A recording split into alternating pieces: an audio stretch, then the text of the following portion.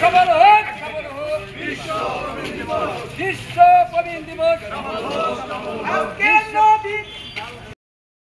বাংলাদেশে 2020 সালে প্রবীণ জনসংখ্যা ছিল 5.1 ভাগ। তাহলে তারা যেহেতু 60 বছর বয়সে তরুণ প্রবীণে বলা হয়ে থাকে।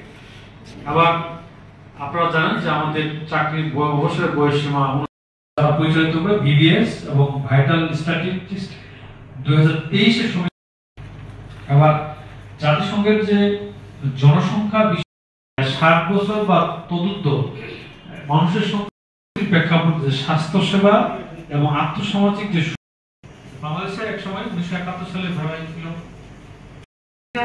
যে জনসংখ্যা রয়েছে তাদের কিছু সমস্যা রয়েছে, এবার যে সমস্যাগুলো বিবেচনা করি।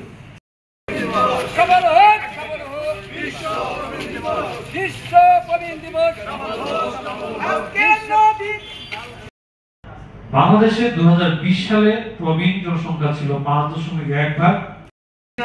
যে জনসংখ্যা রয়েছে তাদের কিছু সমস্যা রয়েছে, এবার যে সমস্যাগুলো বিবেচনা করি। বাংলাদেশে এক সময় 1971 সালে ধরা ছিল। আবার জাতিসংঘের যে জনসংখ্যা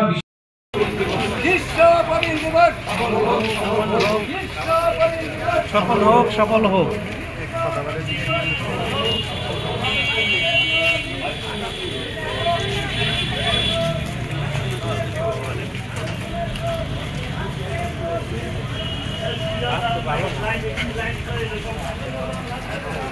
ভালো করে ওঠান আমার বউটা দেখুন।